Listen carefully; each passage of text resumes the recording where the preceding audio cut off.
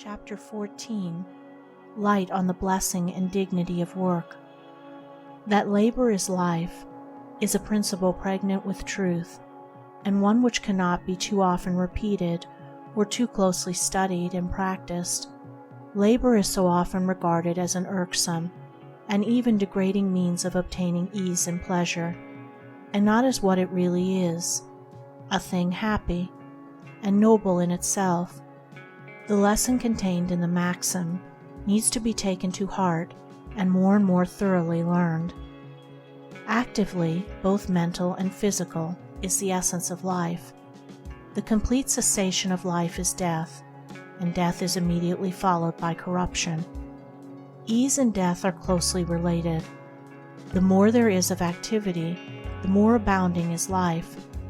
The brain worker, the original thinker, the man of unceasing mental activity, is the longest-lived man in a community.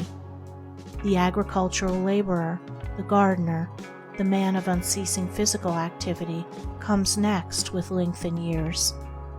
Pure-hearted, healthy-minded people love work and are happy in their labors. They never complain of being overworked. It is very difficult, almost impossible, for a man to be overworked if he lives a sound and pure life. It is worry, bad habits, discontent, and idleness that kill, especially idleness, for if labor is life, then idleness must be death. Let us get rid of sin before we talk about being overworked.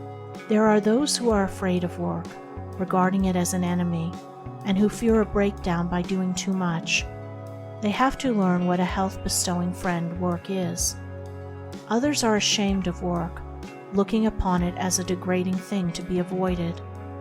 The pure in heart and sound in head are neither afraid nor ashamed of work, and they dignify whatsoever they undertake.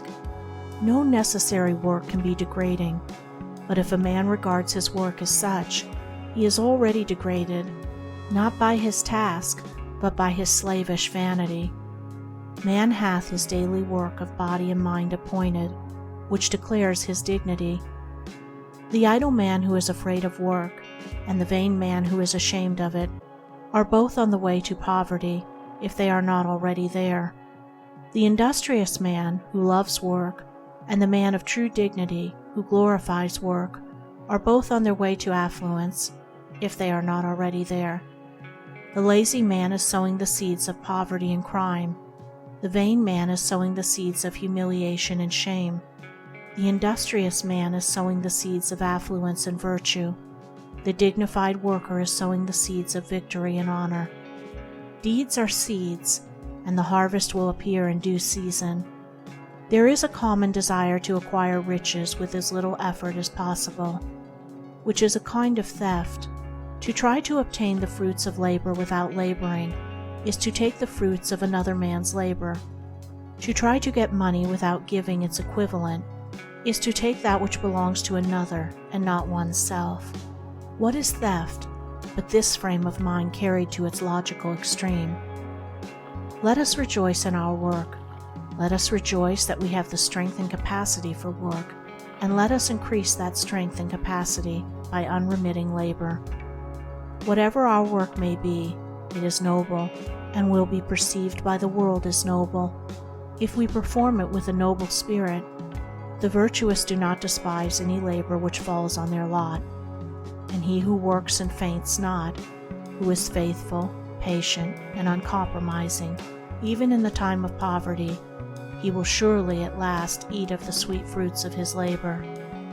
Yea, even while he labors and seems to fail, happiness will be his constant companion.